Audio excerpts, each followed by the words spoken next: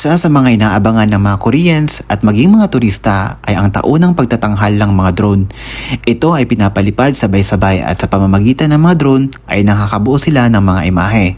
Pero bago ang lahat ay simulan muna natin sa umpisa. Tara, ako si Chad and this is my story here in South Korea.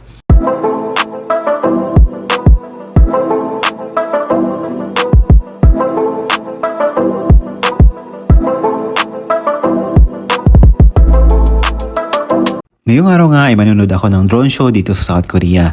Galing nga ako nitong Dongmyo at kailangan kong sumakay ng train papuntang Jayang Station kung saan idadaos ang huling drone show. Kahit paano ay nasasanay na tayo mag-subway ng walang kasama. Hindi naman sa ganun ka-complicated ang direksyon ng subway dito sa South Korea. Bawat line ay may color coding na hindi naman mahirap sundan. Gumamit lang ako ng Kakao Map for Transpo kaya hindi masyadong nakakalito. Ang pinaka-challenging lang talaga pag nag-subway ka ay ang pag-transfer ng line kung saan ang layo ng lalakarin mo. Kung wala kang lakas ng loob magbiyahe mag-isa, paniguradong maliligaw ka. Ang dami pa naman exit ng bawat station.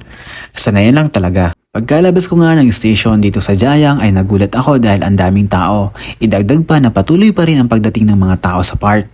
Tamang upo nga lang muna ako dito sa gilid dahil masyado pang maaga nang dumating ako. Ang start ng show ay 8 PM pa ng gabi kaya matagal-tagal pa na pag-aantay. Naghahanap nga kami ng magandang pwesto kung saan kami uupo para kitang-kita ang drone show. Kaya lang halos wala nang makitang bakante dahil okupado na ang bawat espasyo. Kita naman na sobrang daming tao dito. Halos nakaten pa ang iba. Ang iba naman ay may nakalatag na parang magpipiknik. Ganito talaga mga Koreans. Mahilig sila magpalipas ng oras sa mga park. Eto na nga yata ang banding nila.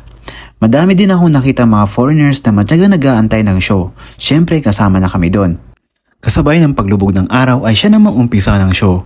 Halos lahat ng kamera ay nakaabang na dahil ilang minuto lang tumatagal ang palabas. Syempre hindi ko pinalampas sa makuha ng mga gandang shots.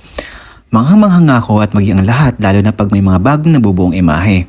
Halos iisa ang mga reaksyon kapag ganon. Mapapawaw ka na lang habang nakamasid ka sa drone light show. Halos lahat ng camera ay talaga namang nakafocus lang.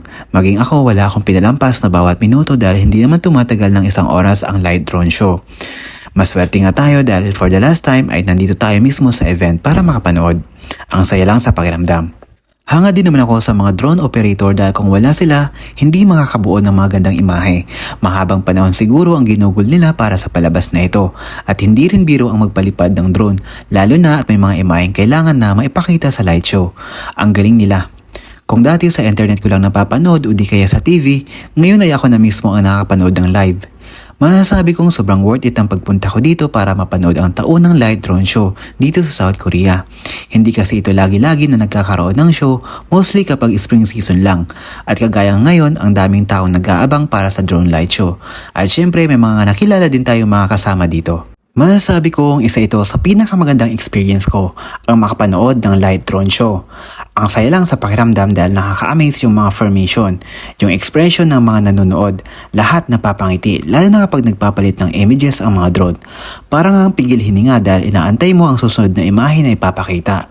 Yung iba nga ay nanguhula pa kung anong imahe ang mabubuo. Ang sarap lang sa pakiramdam. Nakangiti ka lang habang pinapanood ang light show. Wala kang ibang iniisip kundi ang moment na nandun ka habang nanonood. Bawat segundo ay sinusulit mo. And I know gusto mo ding ma-experience to. Hindi man sa ngayon, maybe in the future. Wala namang imposible. Lahat posible. Annyeong!